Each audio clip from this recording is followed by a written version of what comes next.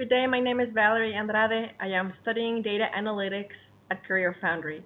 This is an interview practice and I will be answering 5 questions that will cover key concepts in data mining, time series, and ethics. The first question is, what does the CRISP-DM methodology for data mining entail? What does the data analyst do in each step? CRISP-DM, which stands for Cross-Industry Standard Process for Data Mining, is a widely used framework that guides data analysts through the entire data mining process. It consists of 6 main phases. First, we begin with business understanding. This is where we talk with the stakeholders to really understand the business goals and define success criteria. We translate these goals into data problems, like reducing customer churn or predicting sales. Next is data understanding. Here, we collect data and explore it for quality issues, patterns, or outliers. This step helps us figure out whether the data can support the business goals. Then comes data preparation. We clean and transform the data, dealing with missing values, encoding categories, and merging data sets. This step is essential to make sure the data is ready for modeling. In the modeling phase, we apply algorithms like regression or decision trees to train models, and we tweak parameters to improve performance. Once we have our models, we move to evaluation. We check if the model's output aligns with business objectives and test it for accuracy and fairness. Finally, there's deployment, where we present the results, possibly put the model into production, and build tools like dashboards to support decision making. The second question, explain what needs to be done before you can forecast time series. In other words, what does time series analysis involve? Before jumping into forecasting, time series analysis is crucial. It starts with data collection, ensuring the data is time-stamped and regularly spaced, say daily or monthly. Then we clean the data, fixing any missing points or errors. After that, we visualize the series to identify patterns like trends, seasonality, or unexpected spikes.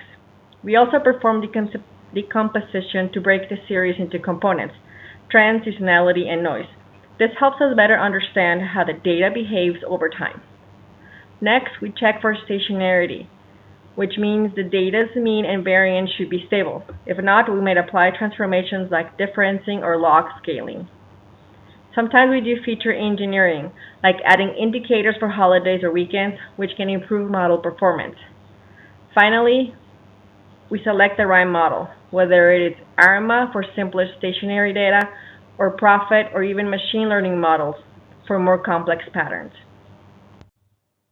Third question, discuss the main principles of data ethics, as well as what companies or organizations could do to uphold these principles. There are 5 core principles in data ethics that organizations must uphold. First is privacy. People deserve control over their personal data. Companies should limit data collection to what's necessary, ask for consent, and protect data with encryption or anonymization. Then there's transparency. Users should know how their data is being used. That means clear privacy policies and explainable models. Fairness is critical. We need to prevent biased algorithms from reinforcing inequality. That requires auditing data for representation and testing models for discrimination. Accountability ensures that companies take responsibility for their data use. This might mean setting up ethics committees or data governance structures. And finally, security is a must.